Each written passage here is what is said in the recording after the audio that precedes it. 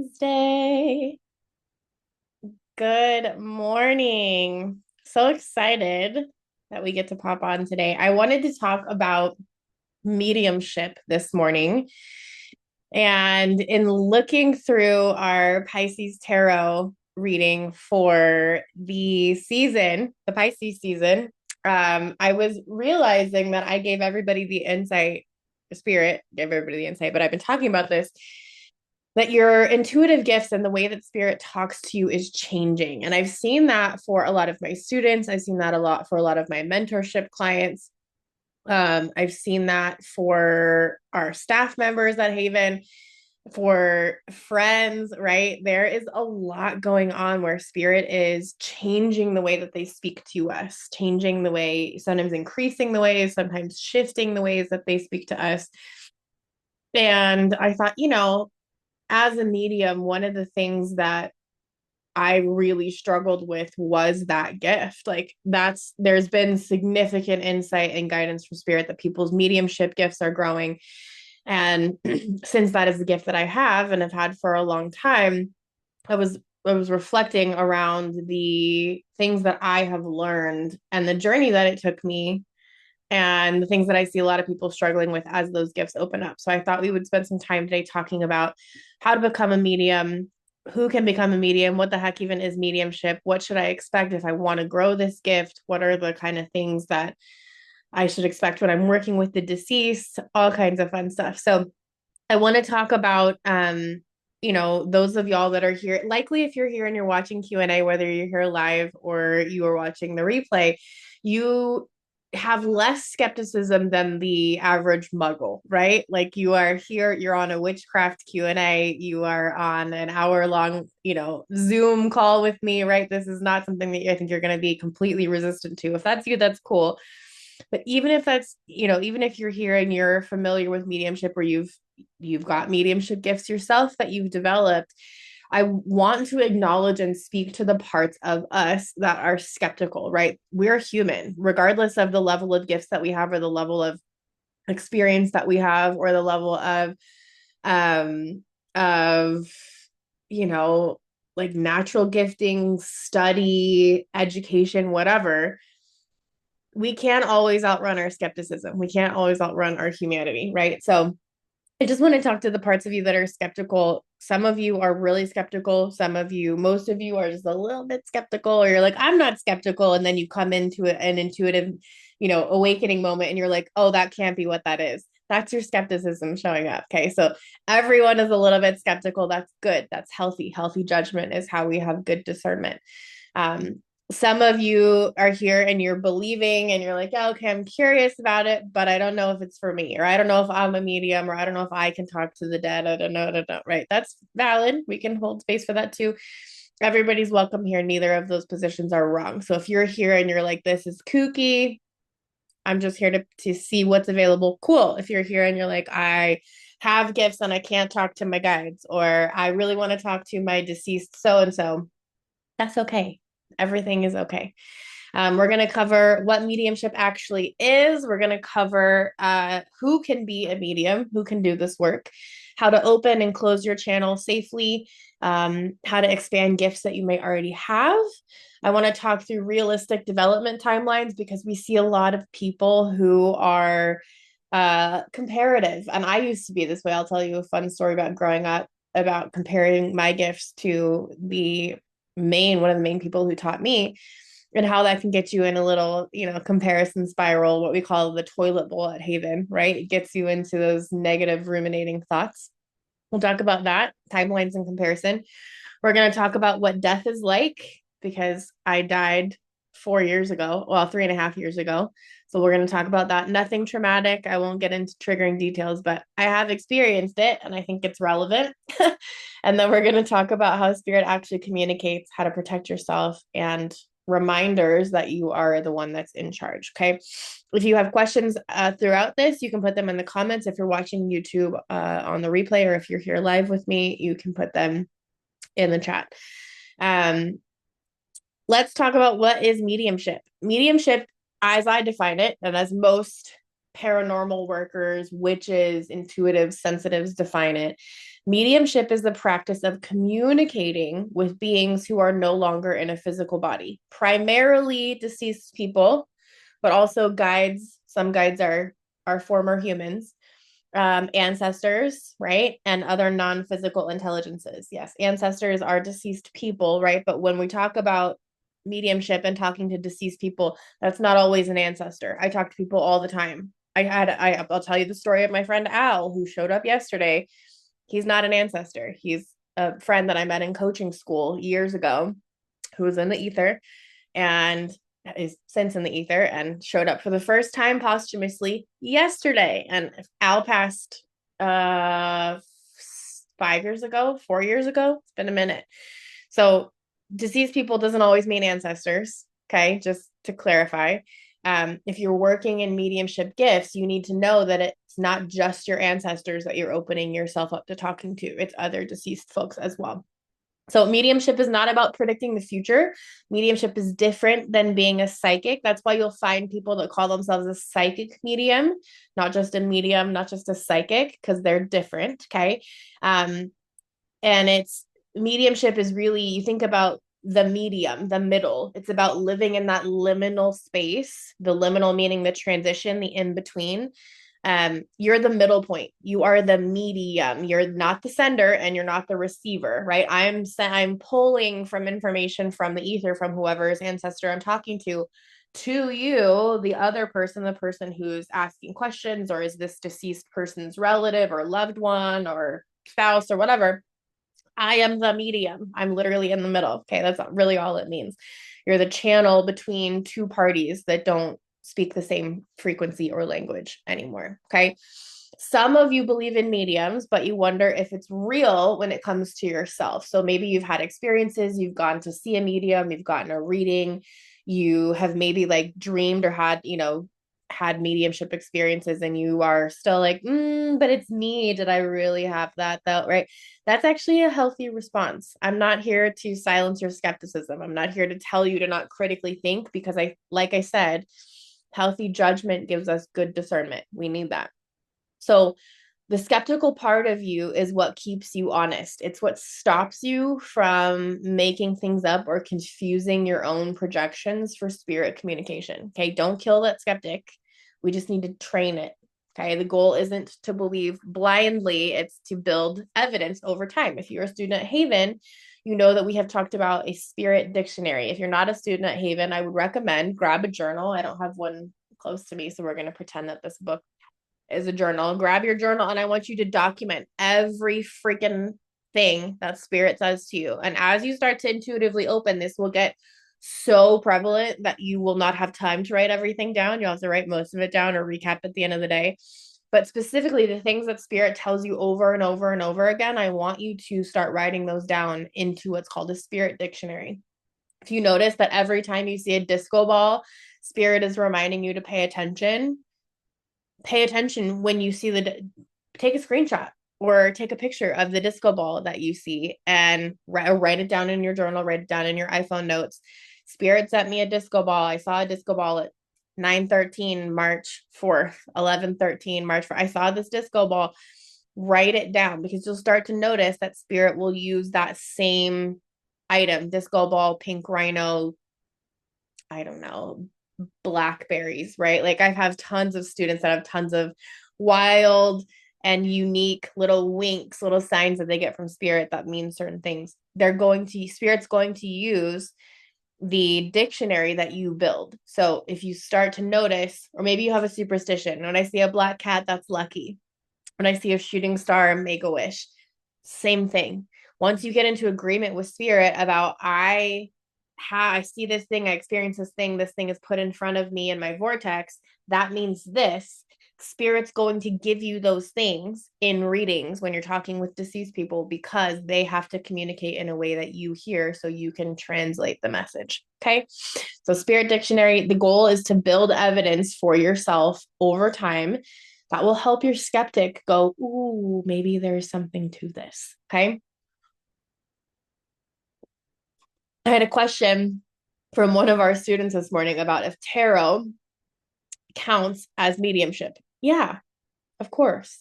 Divination methods count as as mediumship, because all you're doing is using a tool to facilitate you being in the middle, right? That's it. It's the tool and you in the middle.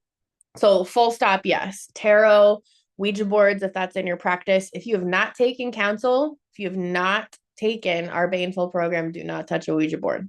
That's not because I'm superstitious. That's because I love you and I want to protect you. Don't play with Ouija boards if you don't know what you're doing. Okay. If you haven't taken counsel, don't touch a Ouija board. But yes, tarot, Ouija boards, pendulums, automatic writing, scrying, okay, all of those divination methods and more are absolutely ways that mediumship can show up. What those tools do is they lower the threshold between you and spirit communication. It opens those doors and allows you to have less of a barrier, right? They give your rational mind something to look at while your intuitive channel does the actual work. For those of you who have heard about our awakening, our tarot certification, the first thing I do when I teach tarot is I teach my students a visual protocol. I just pulled the star from my mini tarot deck here. So we would look at let's focus. We would look at the visual protocol, the posture of the person, the figure, what are they doing? What's the weather like? Things like that, so that your rational 3D brain has something to focus on. And then your spirit brain, your flow state, your right brain, your creative brain, your soul can speak. Okay. The cards are not magic. The cards don't know anything themselves, right? I can't have this lover's card sit here and talk to you unless you were going to astral project into it, right? The cards are not magic. The Ouija board doesn't have power in and of itself, but they create a framework and a channel that allows your nervous system to relax its grip enough to receive information, right? That's the mechanism. It's not lesser than, it's entry level. There's nothing wrong with that. Okay. And I would also say that entry level means getting your nervous system to a baseline is your first step. Before you pick up cards, before you pick up a Ouija board, before you play with your pendulum, before you start automatic writing, you have to get your nervous system at a regulated level. That is the entry level step to mediumship. If you have a shitty relationship with your nervous system, if you're dysregulated all the time, that's where you start. Okay. Don't start with your tarot. Don't start poking into the ether. Handle your body and your nervous system first. Okay. Where people get into trouble with this, other than being dysregulated often, is that they have trouble with the tool itself. It's the lack of proper education about the tool. Maybe you're not, familiar with tarot cards. So you get into a reading and then you have to go look things up and you end up in a spiral and you don't actually channel and then you're frustrated. Like use tools that you're used to using, use tools that you are comfortable using. And also make sure that you're opening and closing, which we'll cover in a few minutes. Because that's an important part of making sure that your mind delineates the beginning and the end of a conversation, just like you would if you pick up your phone, right? You say hello, you say goodbye. That conversation has bookends. We want to do that when we're talking through spirit too. Okay. Who can be a medium? I get this question a lot. What the heck is mediumship? Who can be a medium? Everybody has the capacity. I am one of those people that believes that every single person can and has, either at their birth point or at their dying point, first breath or last breath or thereabouts, they have moments where they have seen their ancestors and those that have come before them, whether that is bringing them to the planet or receiving them when they are ready to go into the ether. I believe that everybody has the capacity to be a medium. Now, not everybody has the calling. Okay. You got to know the difference. We are all wired for it, but the genuine pull towards doing this work consistently and seriously is not universal. It's not something that everybody has, and that's fine. Knowing the difference will save you a ton of frustration. If you're in this Q&A, you probably have the calling. The question is just how to develop it. Okay. So if you are already developing it, like, how do I know? You've probably been doing this longer than you think. If you are already developing it, you would know things that you shouldn't. I'm putting that in quotes. Know things that you shouldn't know. You have felt people's deaths maybe before being told, someone's going to pass. Dreams with deceased loved ones that feel different than regular dreams. Like they're maybe more purposeful, maybe more vivid. You wake up knowing it was a real contact. The first time that my grandmother ever showed up in I have her cuff right here. The first time my grandmother ever showed up in a dream for me, she was painting, which is not something that she did in life. She was so happy. She was laughing, painting, having this whole like moment. It was a couple of months after she died, and confirmed in the dream something that I had not talked to anybody about. It was very, very cool. And then that thing that she talked about happened the next day. She told me it was going to happen and it happened the next day. So I was like, oh my gosh, it wasn't just my brain filtering, right? In case I needed, I knew, but in case I needed that little extra, resolving for my skepticism, grandma showed up in a dream and told me what was going to happen the next day. And it did. And it was statistically improbable. Had no idea other than her warning that it was going to happen. So those dreams with deceased loved ones that feel different than another dream that you might have, that's definitely a sign that you've been developing your mediumship abilities. Strangers and acquaintances telling you things that they've never told anybody. If you're that person and you hear all the time, oh my God, I can tell you anything. You're just so easy to talk to.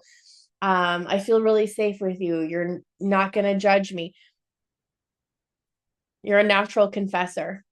That doesn't only happen in this vibration, in this frequency, in this dimension. The deceased will feel that too. They're going to come to you likely and be like, hey, you're a good listener. I can tell you anything. You're not going to judge me. Okay. That's why we talk about opening and closing, because you're not available all the time. You have to put yourself on D&D sometimes. We'll talk about that. Another way you would know if you are building your mediumship gifts is that you're feeling the energy of spaces, environments that you are in, and you know when or if something has happened in a room. So this happened once. I was with my mom growing up. We went to a pawn shop for some random something, I don't know. And she got out of the car. We didn't even go to the pawn shop. It was the parking lot where a pawn shop was, now that I'm thinking about it. We didn't even go inside. We got her and my dad and I were in the car. We got out, we got to the parking lot. She opened the door, stepped 2 feet out onto the ground and said, I cannot I cannot be here. I cannot be here. The energy's off. So like, even if you didn't know why, she knew why. My mom is a medium and is one of the people who most contributed to that gift in my life, her and my grandmother, and then a handful of teachers and mentors. But she knew why. She could see what happened. She could see scenes of what had happened on that land, did not want to touch it. Even if you couldn't see those signs, those visuals, get the images, get the channeled information from spirit, just you knowing that you're in an environment where you're like, oh, something has happened here, or I'm feeling off and I can feel like deceased energy or residual energy. They feel different. You will suss out the differences as you practice. That's a sign that your gifts are expanding into mediumship. A lot of people who are expanding this way have had experiences that they haven't told anybody about. I'm somebody that gets that all the time. I can't tell anybody about this, but I got to tell you, Teal. I get this in my DMs all the time. Nobody knows this, but ... Or I don't know how to say this to other people without sounding crazy, but that's why I do what I do. I love hearing that you are not crazy. I will validate what is valid for you. And if you need to, maybe get some more sleep or eat some more protein, or you're trying to tie things together that spirit doesn't say are tied together, I'm going to tell you that too, because honesty, right? But those are signs, some of them, that your mediumship gifts are opening and expanding. Okay. Another thing that tends to happen with intuitives in general, but especially mediums, a lot of us were told that we're too sensitive growing up, right? Too emotional, too intense, too much, too dramatic. Here's the reframe. Your sensitivity is the instrument. Of course, you're too sensitive compared to someone who can't sense spirit. Of course, they would think that is too sensitive because their system isn't wired for it. Of course, they would think that you are too emotional when they cannot see into dimensions and see what's happening. Of course, they would freaking say that. You're not too sensitive. You are being evaluated by someone that doesn't have the same capacity. So whoever told you that you're too much, too sensitive, too dramatic, too intense, respectfully fuck them. They don't have the same energetic boundaries or blueprint that you do. They're unqualified to tell you that. You're not too sensitive.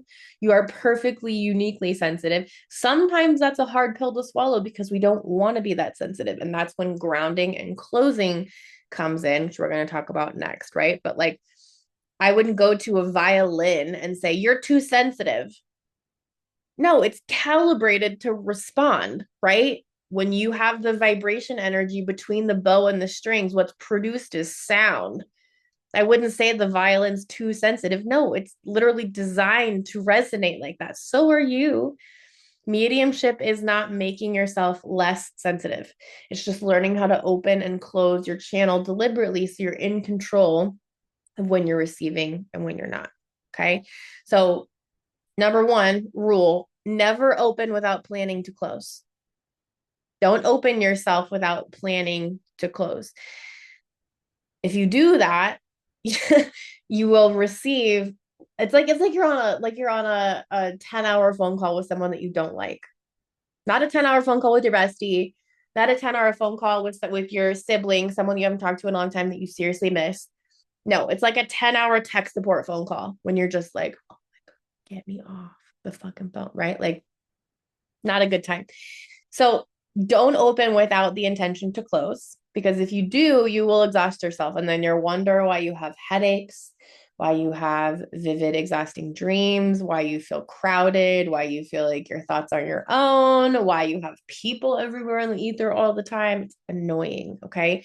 Opening without closing is like leaving your front door wide open and wondering why things keep wandering in.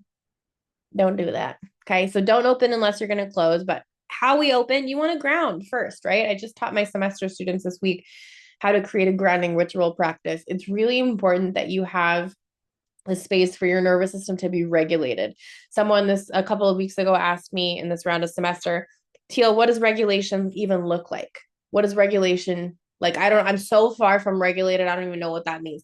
Regulation in your body, when your nervous system is regulated, that feels like that twilight moment before you go to sleep. When you are cozy and you're in your bed and it's perfect and the temperature is exactly right. And you're just like, oh my God, I'm going to get in bed, right? Perfect moment. And you're like about to fall asleep. That is what a regulated nervous system feels like. So using that data, see how often you are actually regulated. So that's where we want to start. If you don't do anything else, if you take nothing else from this entire class, that's what I want you to take from this. Okay. Regulate yourself, get your energy at a baseline, because you will not be able to hear, see, feel, know, experience spirit if you are not actually regulating. Okay. So feet on the floor if you want, breath into your body. You can feel your physical weight. An easy way for you to ground your body is to imagine someone touching your back and between your shoulder blades. If you feel out of your body, putting your awareness on the back of your body will help you come right back into your physical container. Okay.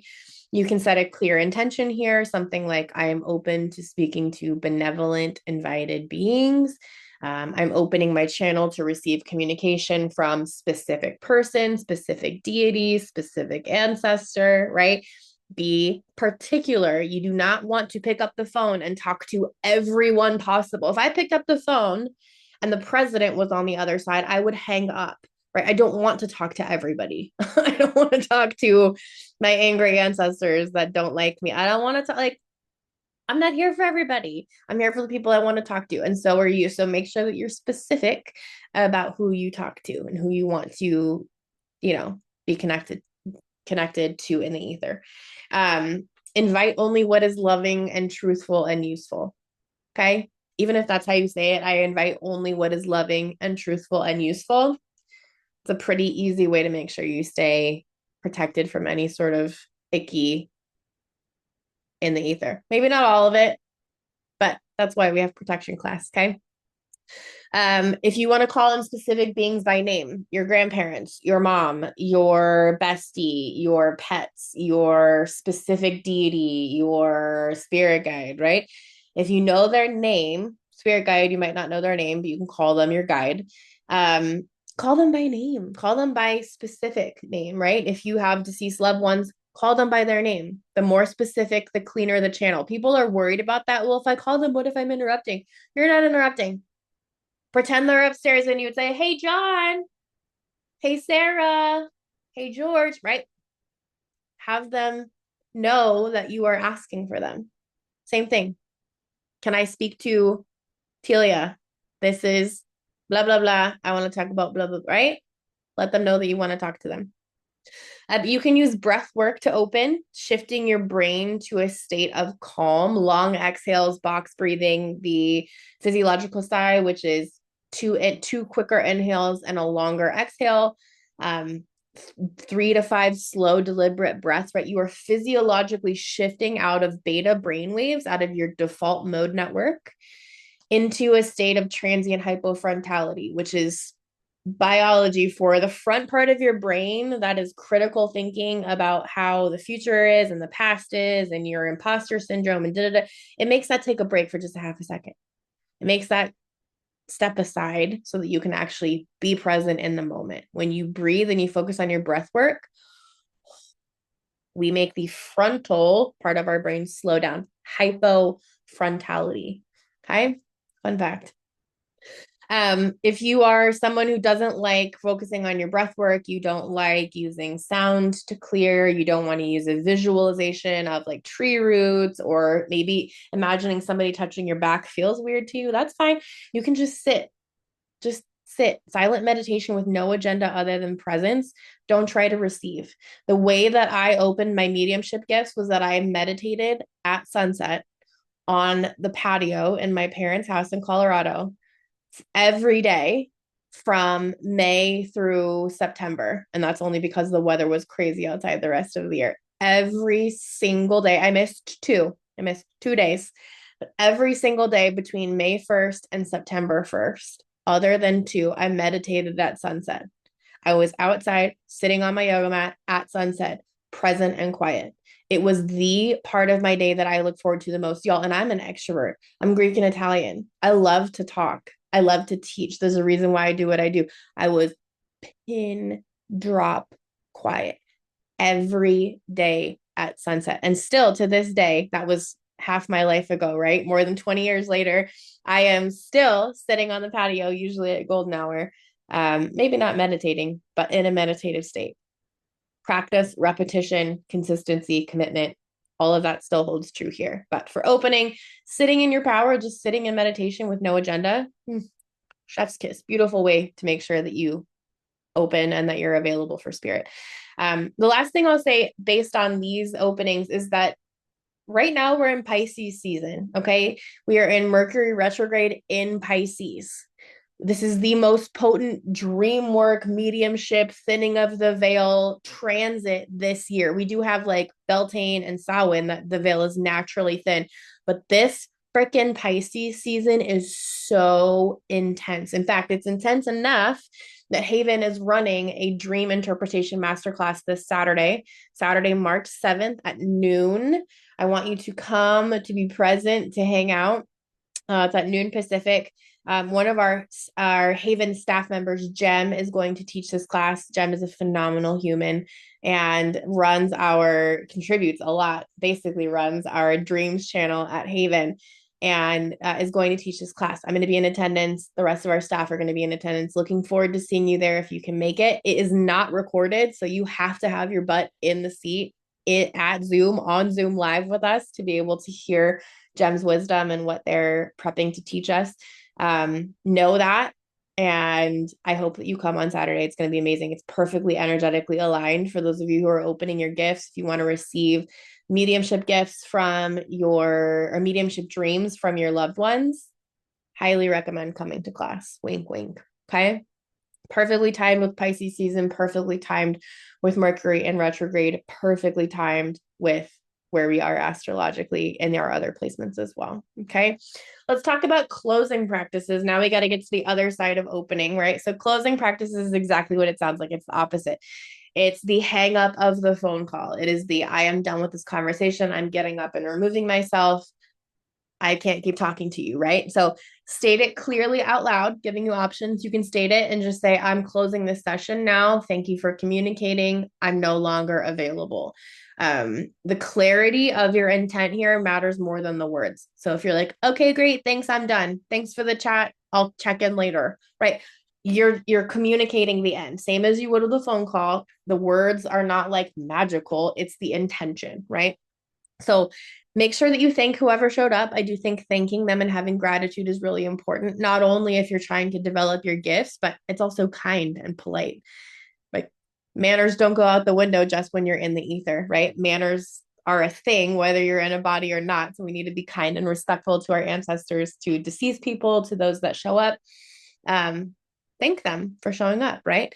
You can say, I'm grateful that we got to chat. Thank you for being here. Thank you for being present with me. You can thank them for specific pieces of guidance. If you got that, that's great. Thank them even if you're not sure what you received, right? Gratitude is good in general. It's good spiritual hygiene. I would also recommend closing after you give gratitude. Use the salt bath or Florida water. I don't have Florida water on my desk, but Florida water is actually, I probably have it in here. Yep. Florida water looks like this.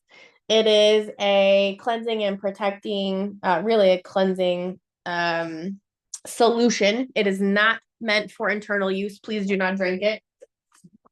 There's rubbing alcohol and essential oils in it. Please don't drink it. Lots of recipes if you want to make your own. If you have the Haven Magical Ingredients database, there are lots of ingredients in there that can be used in your Florida water.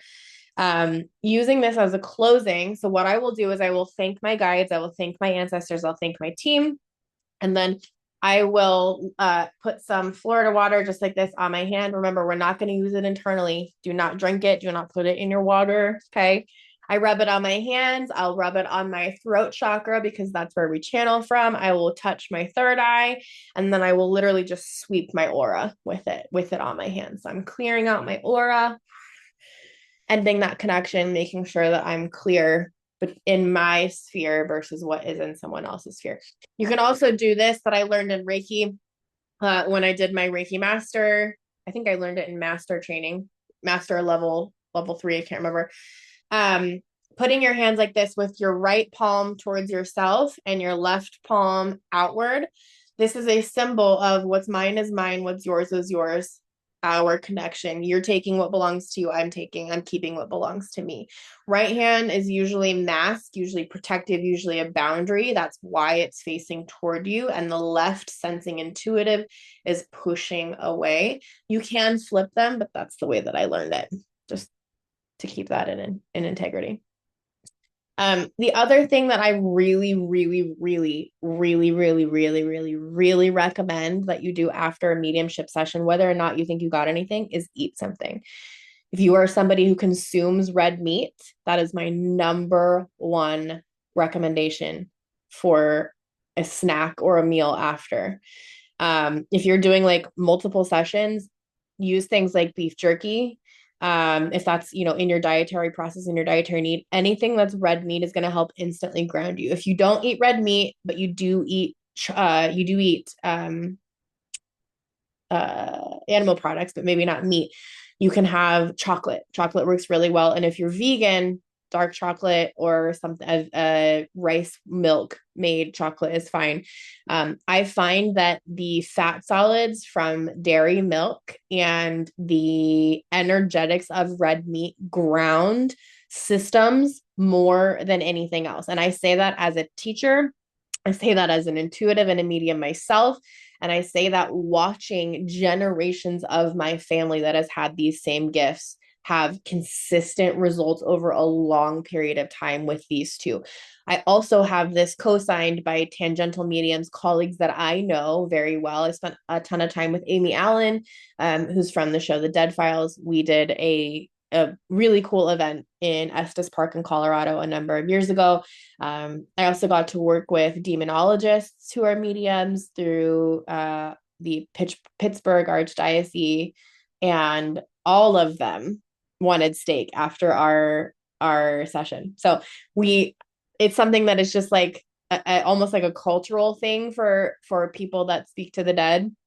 Red meat, animal fat solids, butter, things like that, but specifically red meat or chocolate, very, very grounding. And I'm not telling you to like go hog wild and have, a 10-ounce steak every time you have a session.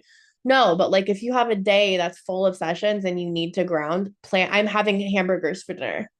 Okay. Like I'm telling you, you got to just plan your life around it. If this is who you are and this is who you're going to be, it's going to make changes in your life. You can't not close the loop. Okay. If I didn't have red meat tonight and I didn't work on grounding, which I'm going to do after this, I'm going to go to the patio and chill.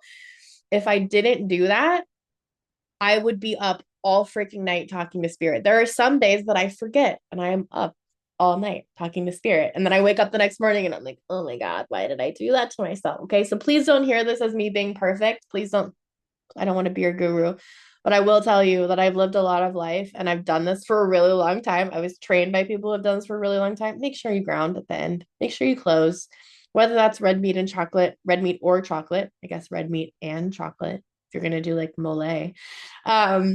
But yeah, ground, eat something, get something in your stomach. It's a good way to get you back in your body, especially if it's a heavier, dense, more energetic meal like steak or red meat or chocolate. Okay. Honor your dietary preferences, but that's one of my favorite ways to ground. Do not reach for a glass of wine. Do not reach for your weed pen, your Benjamin. Do not reach for your substances, your entheogens. It's not a way to ground. That's going to help you open up worse or open up more. It's not what you want. And it's also not a constructive way to open. I did not tell you to drink a glass of wine or to take a couple hits off of your bong to open. That's on purpose. Don't do that. Okay. We're not going to use substances to open ourselves to altered states when we're working with the dead. It's not respectful. Okay. It's like showing up at your grandma's toasted. She's not going to be very happy about that. Okay. Even if she's a cool grandma. Another way to close is to shake or move your body, right? Similar, we talked about this in my semester class this week about how we have yang versus yin styles of grounding. If you're somebody who needs to move, run up and down the stairs, go for a walk to ground. That's fine. If you're going to close, take yourself, go do something physical, do some yoga. That's a phenomenal way to balance your energy. If you're more yin, sitting with that piece of chocolate, going outside, changing your state, take a shower, anything like that, that's going to help you ground with the intention of my light is off. That's something that I recommend. The reason why I say my light is off is because when I teach this in intuitive development, when I teach opening and closing, one of the cues that I give my students is to imagine a light switch. That's my personal cue. When I'm done talking to spirit, when I'm done talking to your aunt, Aunt Mary or Grandma June, I will literally picture a light switch clicking off or moving it down, or like if you have a rocker switch, I see it rocking off, or usually I'll just see like myself pulling the switch down to off. That is my symbol that my conversation is off. I'm not chatting with the ether. I'm not talking to the ether. I have a student that uses the visualization of an elevator. I used to use that one a lot, where you start at 0 and as you open, you see yourself in the elevator and you watch the count of the floor that you're on go up and up and up and up, and then reverse the same. You're going from level, let's say 5 or 10 or whatever. The elevator's dropping down back to the ground floor. In that process of raising and lowering, as you're watching it, if you can see visuals in your head, you're opening and closing. Lots of ways to do this. Lots, not the only ways to do it. But closing is really important. So I want to tell you, I told you I would tell you the story about my friend Al that showed up yesterday. And if you're paying attention, yesterday was the day of the eclipse. I was in the middle of doing dishes. Okay. This is what happens when you're a medium and you're well practiced. There will be times when you are not consciously open that you open. I was doing dishes. Okay. When we are doing, especially if you are AFAB, if you're an AFAB human, our biology is wired that when we do small repetitive hand motions, we build oxytocin. So maybe that's crocheting, maybe that is tinkering, maybe that is creative, maybe you're coloring, right? I notice that I get into flow state a lot when I color. For me, I was doing dishes, okay, not glamorous, literally scrubbing plates at my sink yesterday. And my friend Al pops in. And Al and I met in coaching school in 2019. He passed in 2021 or 22. And I have not heard from him. Like, which by the way is pretty common. If someone passes in a traumatic way, I'm not going to get into details, but if someone passes in a traumatic way, it's often that we have to wait a longer period of time to hear from them. That's because they're healing. That's because their soul has work to do that it couldn't do in the body that they were in, right? It's often why people struggle with addiction is because their soul needs help and their body can't process it. So if somebody's passing away from something traumatic, they often have a little bit longer of a period. And without getting into Al's story, I hadn't heard from him in a good 4 years at least. So I'm washing dishes by myself at home yesterday, and fucking Al shows up in my living room. When you're in my kitchen, you can see in my living room, and he shows up. I was launching something yesterday and put this database out of all these magical correspondences. Hadn't planned on launching it, but I was like, I got to write this sales page. Well, Al was a copywriter. Al and I met when I was in coaching school, but I was also running a marketing firm at that time. And so Al and I connected over a love of words, linguistics, marketing, all of that. And I was talking about needing to write this copy, the sales page, while I was doing dishes, building oxytocin in my AFAB body and opening without really realizing it, right? Happens. So I'm there and Al shows up and I'm like, what are you doing here? And it was the first time I had talked to Al, recognized him, knew who he was. There's enough protections in my house that my guides wouldn't have let him in my house or in my field or in my bubble if he wasn't actually who he was or if he wasn't safe. So I say this to tell y'all that I had protections in and layers and layers and layers and layers and layers. My house is like Fort Knox. My bubble is like Fort Knox. There's no way he would have been able to show up if he was anything other than benevolent, right? Now, this being said, Al and I have not talked before in the ether. And Al is as a human, very intense person. Like, I'm not a small human and I weigh a lot less than I weighed when I knew Al. I'm half the size I was when I knew Al. And at 250 pounds, okay, Al would pick my ass up and spin me. Or I literally rode on his back in coaching school. Okay. He is a rock star, like gladiator of just so much energy, just warrior of a human. Okay. So no surprise to me that he kept that energy posthumously. He kept that energy in the ether. He shows up and I'm like, ow, what are you doing here? I haven't seen you in forever. What's going on, buddy? And as I start to connect to him, my this is the right side of my chest. I don't know what side it's showing up on camera, but the right side of my chest, not my heart, the right side of my chest started hurting. Started like a almost like a prickly but not a fun tickle, like a uncomfortable sensation. And I knew it was Al. And Al had good intentions, right? Because I could see him. He had his hand, he was looking towards me and he was like putting his hand like this towards my chest. And I said, oh, no, I put my hand up, my wet dishes hand. Those of you guys who are ADHD or sensory will be like, right? My hand was soaking wet. I stuck my hand on my chest over where he was trying to touch. And I said, nope, you can't touch my body. And he kind of looked at me. He was just trying to figure out how to communicate and didn't have a lot of words yet. So he was trying to touch, which is very much who Al was in his body, right? Picked my ass up and carried me around for fun for a week at coaching school. And I said, no, you can't touch my body. And he kind of looked at me and went back again. And I said, no, you cannot touch my body. You can talk to me. You can talk to me. You cannot physically interact with my body. And Al, being Al, tried it again. And I said, nope, okay, you got to leave. I'm done. You got to leave. Nope. And I literally went like this and I smudged, kicked him out. Doesn't mean that he's a bad person. Doesn't mean I don't want to talk to him again. But what it does mean is that I was not okay with that level of contact. It was literally causing me physical pain.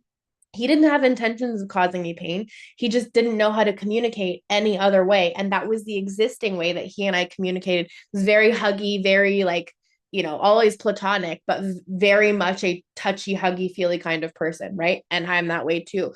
So lots of physical contact, cuddle puddles, all sorts of things, right? That was normal for him, and he expected that energy, I think he expected that energy in the ether would translate the same that it did in person. It did not, right? He doesn't have that command on his energy yet, so he's got a little bit of work to do to learn how to communicate. I told him to come back when he can be able to communicate without touching me. And in that moment, I was able to shut that down, say absolutely no thank you, and have that situation, have him, feel okay leaving, but also I'm protected. I am not going to be causing myself pain by talking to somebody. So, funny story about Al. It's not always the people that you expect are going to come in. I haven't thought about Al in a minute. I just happened to be talking about something and wide open because I was doing cooking dishes, right? And bam, Al pops in. So just know that as you develop your gifts, you might have more people than you expect come in. Don't be afraid to turn your phone off, right? Your metaphorical spirit phone. Don't be afraid to unplug. Don't be afraid to take space. It's really important to make sure that you are going to do that. If you already have gifts and you have been like hitting a wall, right? The block is almost never talent. I want you to remember that. It's trust. The block is never talent. Everybody is capable of doing this. I'm not special. Like I have, lineage, a little bit of an upper hand from lineage and from gift and from experience level. I've also put a lot of time into this, right? The block is almost never talent, it's trust. The moment between receiving that information, like, oh my gosh, that's Al. Al's in my house. What is happening? I haven't seen him in 4 years. And the gap from receiving that to my mind delivering it as I'm about to have a conversation with Al about writing this copy for this product that I'm putting out. That's funny, right? That gap can be, wow, this is interesting. I haven't heard from him in a while. I wonder how he's doing. Or I'm making this up. I can't say that. That's too specific. That sounds crazy. I am nuts. The edit is the block. The edit is the block. Write that down. The edit that you make is the block. Stop editing yourself. The practice is catching yourself in that gap and choosing to say it anyway.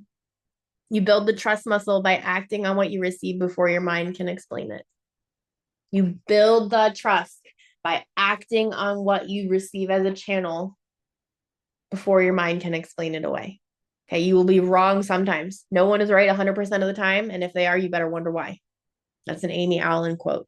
No one is right 100% of the time. I'm not right 100% of the time. Do not make 100% of the time being correct your goal. You will never hit it. You'll never hit it. It's not about being right 100% of the time. That's part of the training. Being wrong occasionally is the price of entry for being right consistently. Okay. I want to talk about comparison in our last few minutes because this is something that came up for me a lot when I was thinking about my journey, and also something that I see in my students a lot. Three of the most well-known TV mediums among my students are Teresa Caputo, Tyler Henry, and Rosie Sapiro. Yeah, a lot of y'all are like, oh my gosh, I want to read like Tyler. I want to channel like Teresa. I want to have my home-based business like Rosie. Rosie's probably my favorite of the three. I freaking love her. Sweet, sweet lady. I love that she used to deliver messages in languages that she didn't speak. There was a reading that she did where she didn't know the word bailar, which is Spanish for dance. It's the verb to dance. And so she was like, I don't know what she's saying, bailar. I don't know what bailar means. And like literally would channel messages in languages she didn't speak, which is so fun. I really, really love her. I really, really love her. But Teresa Caputo, Tyler Henry, and Rosie Sapiro are three well-known mediums at around my student body. They are extraordinary at what they do, regardless of what you think about those people and their personalities, right? But what a lot of upcoming mediums do is they see these people online, whether it's one of these three or not, they see people on TV, and you start to compare yourself, right? You compare your practice and where it's at to these people's public and polished and decades in presentation.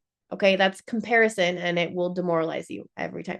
So I'm going to go through a little bit of their stories because everybody's like, oh, I want to be this person. I want to read like them. Okay, Teresa started receiving spirit communication as a kid. Okay, she spent decades working with a spiritual director, developing her gifts and doing work long before she was on TV.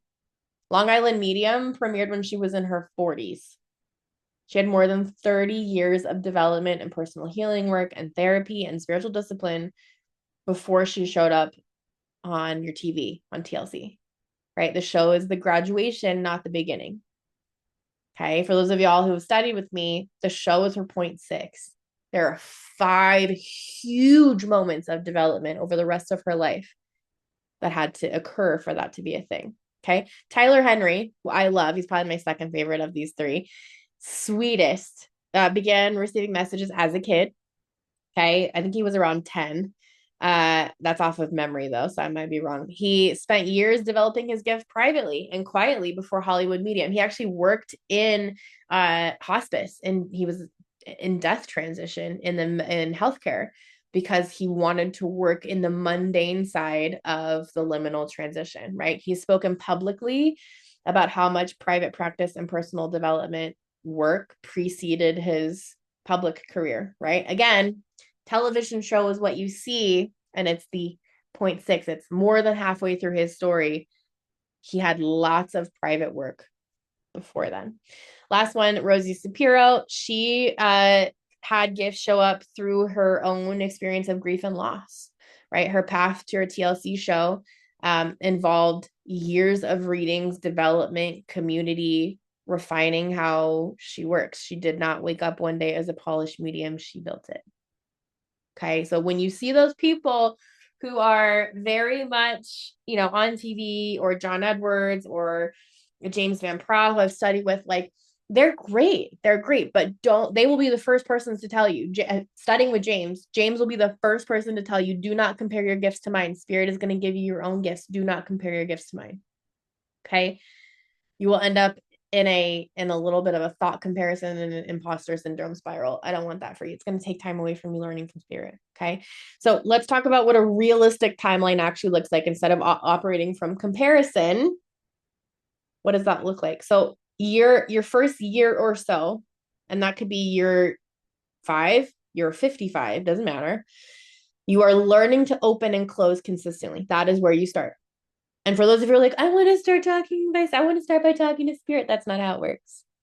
That's not how it works. You have to learn to open and close consistently, building trust with your own signals. Document everything. If you are a student at Haven, you know that my favorite D word is document. I have journals upon journals upon journals. And there's a whole other closet on the other side of this wall filled with journals. You think I'm kidding? Okay. Your first year, I would say 12 to 16 months, 12 to 18 months, 12 to 18 months is learning to open and close consistently, trusting your own signals, writing everything down, being wrong and doing it anyway. Be wrong and do it anyway. Okay. Year 2 to 3, I would say 18 to 36 months of your journey. Okay. And these are ballpark. But just based on what I've experienced myself and what I've seen students and clients experience, 18 to 36 months into your journey, you're going to read for people that you know, then for people that you don't. Okay. So you get comfortable reading for people that you know, and that's going to be interesting because you have to know them, but maybe you won't know everybody that they've lost. Like you can read for your best friend that you met in your 20s and her grandma passed when she was 10. You've never met grandma, but grandma wants to show up and talk. Okay. That lowers the stakes because you're talking to somebody that you know in person. Your querent, your sitter is what a lot of us call that, your client. And then whoever's in the ether, you're not going to know, right? You got to be careful if you know somebody really well, your spouse, right? And your spouse's grandma that you have talked to in life for a long time, who's now in the ether, shows up. You're going to not have as clear of a delineation of, am I making this up? Am I not making this up? it might be harder for you. But know the person that you're talking to in the 3D, in on the planet, the one that is alive. Know them and work with people that you know in this plane, and then work with people that you don't. Start taking one-off sessions, start taking clients, start being open to messages from people that you don't know. Getting comfortable with not knowing before you deliver is really what I'm getting at here, right? You have to spend this next little, once you're opening and closing, you have to start getting comfortable with not knowing how the session's going to go, not knowing what you're going to deliver, not knowing what you're going to say, developing your primary channel, right? After that, like years 3 to 5, 3 to 5, I would say, you're going to find your method. Okay. So you've practiced, you've opened and closed, you've been doing sessions, whether that's you or for other people, right? For people you know, people that you don't know. You're going to have some real data on what kind of conditions you work best in, what tools you prefer. Maybe you are a tarot babe. Okay. Maybe you fucking love tarot. Maybe you are a crystal witch. Maybe you want all the crystals around. Maybe you need herbal additives, like you want to do aromatherapy in your office and use scent to call in spirit. I've seen it happen, right? It's not crazy. I've seen it happen. You can do lots of things. You're going to figure out your method in this like 3 to 5 year period, right? What kind of contact you're strongest with. Do you channel? Are you a physical medium? Are you an evidentiary medium? Are you a psychic medium? You're going to know all sorts of things. Okay. That just comes from practice, right? And then 5 years on, you will have this consistent, trustworthy, reliable communication. I did not say 100% correct. Okay. I said consistent, trustworthy, and reliable communication. You're going to know the limits of your channel as well as knowing its strengths. That's at the 5 year mark. Please stop sitting down and expecting, after a 30-minute course to be a medium. It's not how it's going to work. I can tell you, I can literally tell you book, chapter, and verse exactly the step-by-step thing that you needed to do. It will take you 5 years to feel semi-comfortable with your gift. Okay. Your gifts are not going to look like mine. Your gifts are not going to look like Rosie's or Teresa's or Tyler's. They're not supposed to. Your channel is specific to you, your frequency, your gifts, your lineage, your energy, your light, all of that. Okay. It is not the goal to become someone else. Okay. It's not the goal to be just like Teal or just like Tyler or just like Teresa or just is not the goal. The goal is to become the clearest version of your own receiver. That takes time. Okay. Briefly, can you communicate immediately after someone dies? This is a question that I saw. Yes, you can. But it's very uncommon, right? This is an honest answer. I'm not hedging my bets. Some people come through immediately, clearly with urgency. I've seen this happen with confirmations of passings. So my child's stepdad transitioned into the ether Christmas of 2024, and he appeared to me 2 days after he officially passed. He was on life support for a couple of weeks, and then after he officially passed, 2 days later he reached out to me and let me know that he was safe and he was okay and that he would check back in. That was Christmas of 2024. I have not heard from him since. And he had a very traumatic passing, very quick, very unexpected, traumatic passing. So, can you hear from them? Yeah. It's very uncommon though. And most of the time, if you're hearing from somebody immediately or within, I would say, 3 days after their passing, it is a red, yellow, green light stoplight system. And I've never actually gotten a red light from somebody. It's been like a, hey, I will check in later. I'm healing, or hey, I'm good. I'm gonna go do my thing. Right. It's usually one of those two. Very rarely, I said never a red light, and that's not true. Very rarely do I get to talk to somebody who doesn't know that they've passed, or they passed really traumatically and they have to reconcile their passing before they can go be at peace. That does happen. It does happen, but it's very rare. So, can you immediately talk to somebody after they die? Yeah. Yeah, it's possible, but it's very unusual. Normally, it's just a very quick, I made it. I'll check in with you. Similar as you would when you land on vacation. Hey, plane landed safe. Gonna get to the hotel and check in. I'll be in touch, right? It's similar vibe.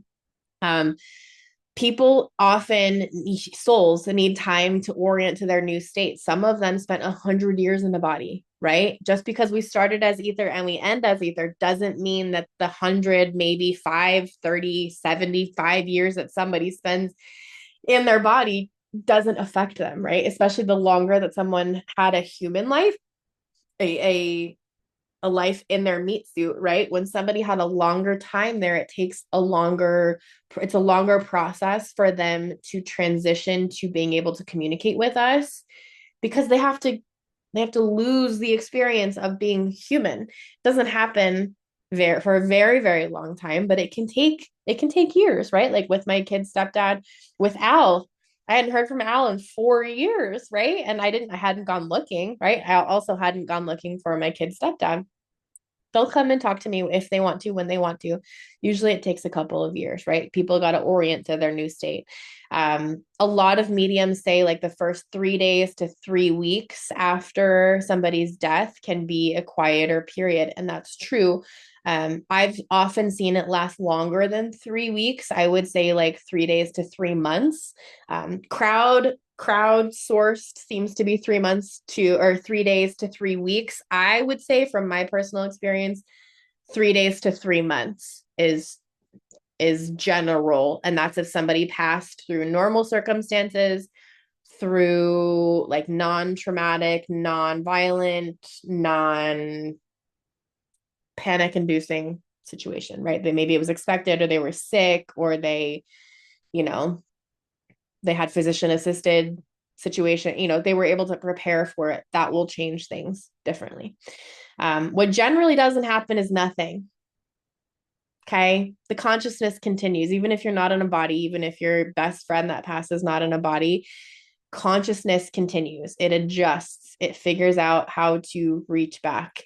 Give it time if the contact isn't immediate. You have to give it time. You can't expect that someone's going to pass and then 6 weeks or 6 days later, they're going to be, embodied sitting on your couch wanting to pick back up where they left off. They are on a trip of a lifetime. Like, I want you to imagine they went on a plane to Asia and they've got to go through all the major Asian cities, one to the next to the next, and they've got to experience things, and they get to eat new food, and they get to learn new languages, and they get to see they are on a trip. It's not that they don't love you. It's not that they don't want to talk to you. It's not that they're too busy. They've got to go learn some things. They've got to go experience some things. They've got to have new sensations and new ways.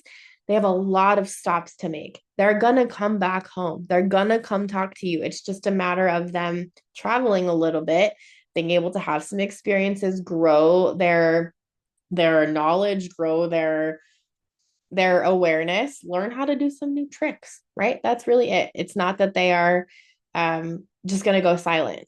What generally doesn't happen is complete silence, and they just never come back. Sometimes it takes a while, but consciousness continues. It doesn't stop when we are out of a human suit. Okay. The deceased work with what they have when they communicate, right? And when that is immediately after death, that is very, very small amount of skills. Just like a human baby, when the day they are born, they don't have language. The only way they can communicate is by crying, right? Really, effectively, the only way they can communicate is by crying. They can laugh, they can coo, they can giggle, they can watch. Very similar to people in the ether, right? As they spend more time in the ether, as they go to those cities, right, they learn new things. So they got to work with what they have.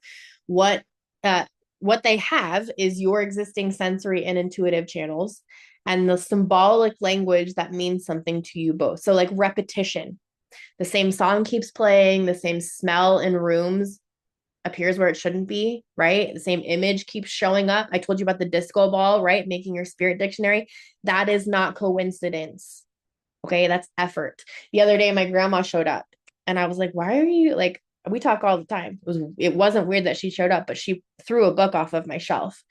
I was like, "That's weird." So I went and grabbed the book, and I was like, "I don't know what you want me to read in this." And it actually took a day. I got distracted. I put the book down, came back to my office the next day, and she was like, "Ma'am, the book." And I was like, "Okay." So I picked up the book and I was reading it. In that book, I opened to a page with my birth name on it. Telia is not my birth name. The name that I was given when I was born is very unique and very rare. There was literal two examples on the same page of my birth name in writing, which is a name that I've only ever known two other humans to have. Literally ridiculous. She was calling me the fuck out, 2x4, right to my face. Yes, I'm talking to you. I'm talking to you so much. I'm going to put your dead name in a book twice and have you look at it. So, just in case you think that the repetition, that spirit is tink, tink, tink, tink, is chancing, it's not. Okay. That's not coincidence. It's them making effort. Next one I'll talk about, which is relevant for right now, is dreams, right? They're purposeful dreams. They're vivid. They're narrative. They're going to feel different. You wake up and you know. They're often the clearest, cleanest communications because your rational mind is off duty. Again, come to our dream interpretation class. For those of y'all that have dreams and you wake up and before you can fucking put your pen on the paper, they're gone, or you're not sleeping because you're dreaming and you're trying to figure out why the hell am I not understanding what spirit's saying to me, then you're distracted. You are focused on that instead of the things that you need to be getting done. It's just spirals. It's a whole situation. So if you want to connect dream wise, mediumship or not, come to our dreams class on Saturday. Another thing that the deceased will use is symbolic language. They use images, objects, or references that have personal meaning to your relationship. So my grandma's favorite color was green. I made her altar glass a green glass on purpose because I know she likes it, right? Same thing. We can do that. They can do that. So they might use images, objects, references, colors, phrases, code words that have personal meaning to your relationship. A stranger wouldn't understand it. If anybody came to me and called me doodlebug, I would be like, I know where that came from. There's one person in my whole life that called me that. I know exactly what that is. That's not a word that would come out of anybody else's mouth, right? A stranger wouldn't understand that. You would. That's the point. Okay. So stop second guessing the things that you get. Last two things I will talk about that spirit or that the deceased can use to communicate are physical sensations and knowing. So physical sensations, a distinctive warmth, pressure, sense of a hand on a shoulder. Some of you have felt that where you feel like someone talking in your ear or someone touching your back or hair standing up on end. A lot of people that do like ghost hunting, which I think is so kooky. Just call it what it is. Like you're just talking to people in another dimension. They're not ghosts, but okay. People who do ghost hunting, they will often do like they'll feel cold spots. It can show up as warmth or cold, either one. But yeah, physical sensations, pressure. I used to have a guide that would pinch the tip of my finger as his sensation to confirm that he was there. I actually met him during those sunset meditations that I told you about from May to September. He and I got to know each other. A guide, he wasn't human, but was a guide, and he gave me I was working on opening my gifts. He gave me a physical sensation of pinching my finger, and I would know when he was there. I would literally feel him pinch my finger and open my eyes, and no one was there. And I knew that I felt it, right? Like we've all done it. We've all done it. They can absolutely give you physical sensations. The last one that I said is knowing, right? So you simply know that they're there. There's no image, there's no sound, there's no sensation, just presence. That is valid. That counts. Just you knowing counts. Someone came to me privately this week and was like, hey, I had this situation happen. And right as I knew this situation was going to happen, I got this download. I needed to throw up. Do you think that that's me being nervous? Or do you think that that's spirit? That's spirit, friend. Could it also be nerves? Yeah. But like, rule out the mundane. Did you eat anything weird? Are you sick? Did you have a fever? Was there anything else going on?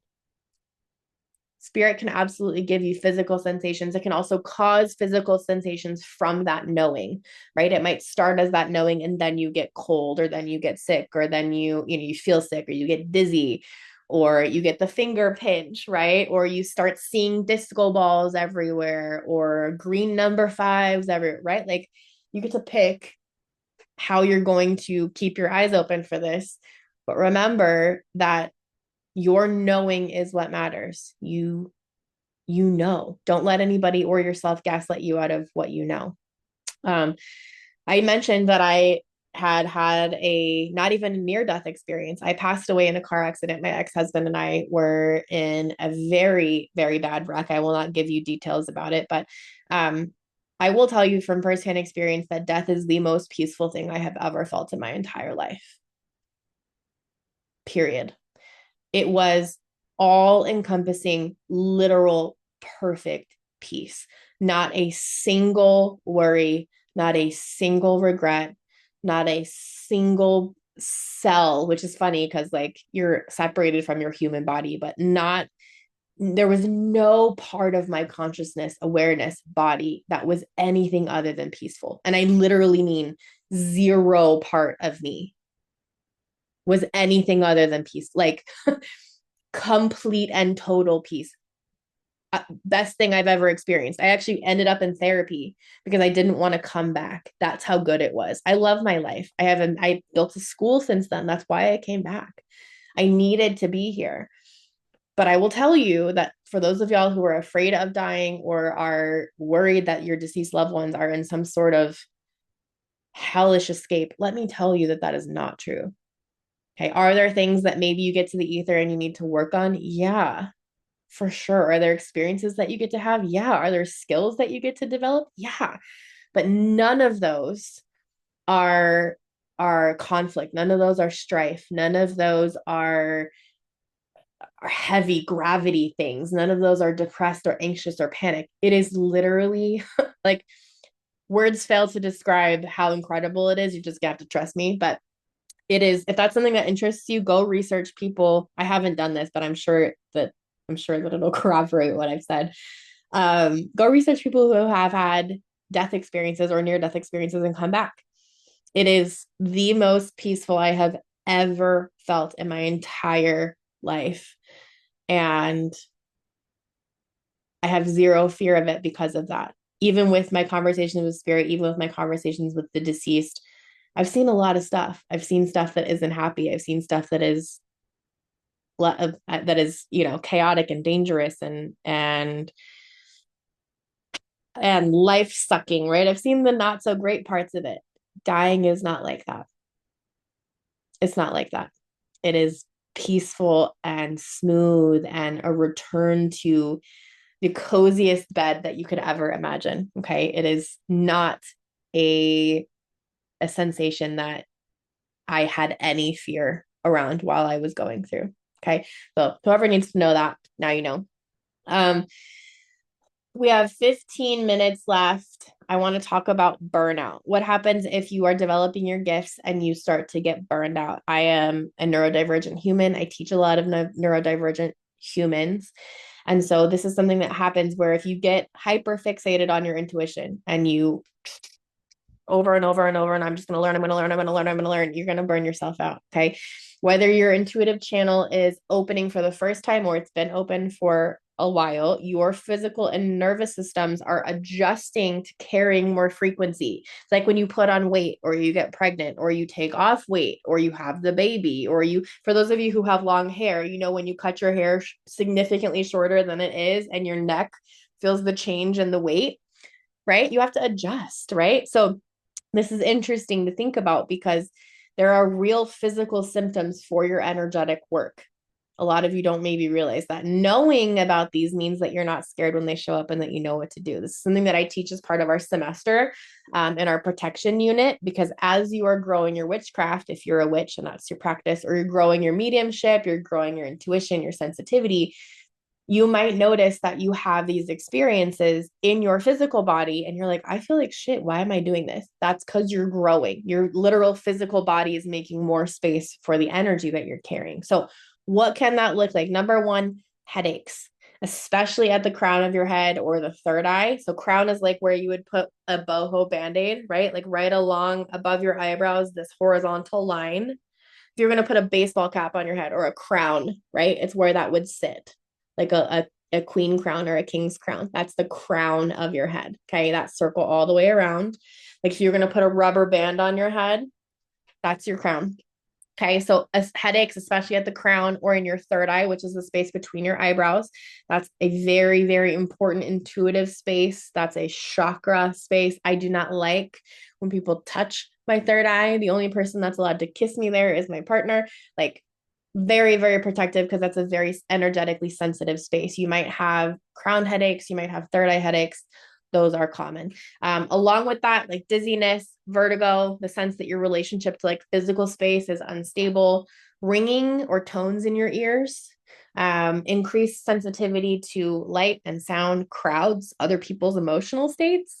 Okay. You might notice that, man, I really don't like being around that friend anymore. They drain my energy. Didn't notice that before. Yep, that's part of your sensitivity opening. Vivid, exhausting dreams. Okay. Your channel is active even when you think you've closed it. This is why when I go to bed, I flip that light switch off, right? If you're feeling ungrounded, you're feeling dissociated, not fully in your body, that's part of it. Emotional surges that have no obvious origin in your current life circumstances. So you're not going through a breakup, you're not going through a move, a divorce, a closing of a business, an opening of a business, having a kid, major relationship transition, somebody passing away, somebody sick, right? There's no job loss. There's nothing that you could point to for emotional upheaval and instability, yet you're in fucking chaos. Okay, that's part of it. And that goes along with like making sure we rule out the mundane. If you have ringing in your ears all of a sudden, go see an ear doctor. I cannot tell you how many times I have seen an ear doctor. I cannot tell you how many times I've been to a shrink. I cannot tell you how many times I have had to rule out the mundane of, am I nuts? Am I crazy? Am I hearing things? Why are my ears ringing? Why are my eyes seeing shit out of the sides of the like periphery, right? I've been checked. Okay. Do your mundane business. If you need to go check your ears, go get your ears checked. But don't be surprised if you were opening your mediumship gifts and your ears are ringing and your ears also medically are perfectly fine. Okay. Also, pro tip, if you are a medium, you think you're a medium, natural born medium, or you're working on your medium skills, please have a cardiologist recommendation. Make sure that you know a cardiologist, because a lot of mediums, because of the interactions that we have with the ether, the dimensions, the dark matter, you can bring on some heart issues just as a kind of side effect of the work that you do. You know, blue collar workers have lots of structural skeletal issues. They have more muscle tears and rips, right? Mediums have more cardiac issues. It's just something that tends to affect us more because of the work that we do while we're in our bodies. So know that. But anything like, feeling ungrounded, feeling dissociated, if you need therapeutic support, go get that. Even if it's just to rule out, hey, I've been working on my intuition, I'm seeing things, I'm hearing things. There's nothing wrong with going to get that mundane checkbox checked, right? Even if it'll help your skepticism, if it'll help your mind, go, okay, well, my ears are ringing. It might be spirit. It might be that I have many ears, right? Or I might have tinnitus.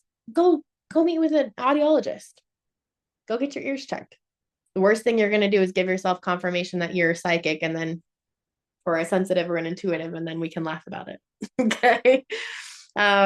What to do if you start to feel burned out or you start to have these ascension symptoms? Number one, ground, right? Be aggressive in your grounding. So feet on your earth, feet on the earth, feet on your floor, feet on the ground. If that's accessible for you, making sure that you're letting the frequency of what's in your body discharge into the earth or whatever is supporting you. Definitely don't try to push through it. Okay. Definitely don't try to open more. That's going to be worse. So ground. If you are already depleted, this is why I started with talking about your first year is opening and closing. Your first year is practicing your nervous system being regulated. Do not open your channel when you're already depleted. This is the equivalent of running a marathon when you're dehydrated or in a knee brace. Okay. You can do it for sure. You could do it, but you will pay for it. I don't want you to have to deal with that. Basics, if you are going through burnout or spiritual overwhelm or what we call ascension sickness, sleep, hydration, food. Okay. Take a nap, get a snack, drink some water. Or I would say drink some water, have a snack, and then go take a nap. I literally keep a small mini fridge of waters, which is all this is, and protein bars in here, because I open one before our session, because it's important to keep yourself hydrated, grounded, and well rested. So these are spiritual hygiene. They're not just physical hygiene. They're not separate from the practice. They're part of it. Your body is an instrument as a medium. You have to keep it well fed, well hydrated, well rested, well nourished. Okay. I will tell you as we end that opening before closing, or opening without closing, excuse me, opening but not closing, opening, having a session, not closing, is the most common single cause of these symptoms. If you're experiencing any of these, dizziness, ringing in your ears, headaches, dissociation, number one, rule out your mundane. Go see a doctor, therapeutic professional. Witchcraft does not replace therapeutic professionals. This is not medical advice. This is not psychological advice. This is not therapy, right? Yada, yada, yada. Go rule that out. And then ask yourself, am I actually closing? Am I actually having that delineation of I am offline spirit, I am not working? Just like you log out of work, just like you click off your phone, just like you end a phone call. Okay. In my day and age, we used to have the rotary phones that we could, the handles, we could slam the phone down. It was so much more satisfying than hitting the button or clicking a flip phone closed, right? I'm showing my age, but being able to slam the phone down or slam the phone into the wall, the corded phone, right? Ugh, chef's kiss, right? When we are done, we need to be done. We need that same kind of delineation with spirit that, hey, what's yours is yours, what's mine is mine. We're keeping that space separate, or flip your light switch off. I'm done. Okay. Are you actually closing? If you are constantly open, that's like you constantly being at work, constantly being on the phone, constantly being with your kids, poking you in the thigh, mom, dad, parent, right? You're going to get frustrated. And then the more frustrated you get with all of that stuff continuing to extra funnel into your body, it's just going to be a recipe for burnout. Ask me how I know. Ask me how I know. Okay. You are always the gatekeeper, not the guest. I will finish with this, right? The mediumship is often portrayed on TV as the medium is a passive receiver. I'm just here and things happen. That's why I made a big deal about telling you about the dishes with Al. I was open. Did I consciously say I was open? No, but I was in the flow state, and this is what I do for a living. I'm open more than I'm not open, right? So a little bit of a caveat, but I was doing dishes. The medium is not really a passive receiver. It's not accurate, and it's not safe as a framework for developing mediums the way that we see it on TV. You have to decide when you're open. This is something that I really love about Amy, my friend Amy Allen, who was on the Dead Files TV show. If you watch any of her, she has since been she left the show and was replaced by another medium. But if you watch earlier seasons with Amy in it, you will see that she covers on the show her opening walk and her closing. You'll see sometimes she can't finish a house, she can't complete a walk, she can't, start or complete it because the opening or closing is not there. You decide when you're open. First, you decide when you're open. Second, you decide who you are open to. Third, you decide when it ends. You are not at the mercy of whoever shows up. You are the one running it. You are the gatekeeper, not the guest. I love my friend Al. I loved talking to my friend Al for the couple of minutes that we were there, and I got to be in his energy. But the second that he touched me, I said no. And then he did it again. And I said, no, no, no. And then he did it a third time because he didn't know how to communicate. Like I said, he wasn't being a jerk. He doesn't know another way to communicate. So I had to say, no, I'm the gatekeeper. That's not allowed. If we don't have another way to communicate, you need to go and come back to me when you have a different way to speak. That's not mean. That's not rude. That's me holding a boundary. I'm not willing to put my physical self at risk to talk to someone, anybody. Okay. You decide when you're open. You decide who you're open to. You decide when it ends. End of story. Okay. So before every session, you open, state your terms, state your intention that you're only going to talk to communication from a specific person or being, that you're not available to anyone or anything that doesn't have your highest good as its intention, and that this session ends when you say it ends. The chat, the conversation ends when you say it ends. Okay. The clarity of your intention is what matters, not the words. You need to be clear about what you're feeling. The universe responds to intention Be clear about what you're feeling. Okay. If something uninvited shows up, all you have to do is say this session is over and then cleanse and protect. If you want information about that, we have tons of Q&A videos on YouTube all about cleansing and protecting, lots of different options and styles. And I go into, there's hours of content. You can go look it up. Okay. Cleanse and protect. Make sure that you are cleansing before you open, cleanse, open, intention, session, close, cleanse, protect, right? You're going to make sure that you bookending with cleansing and protecting.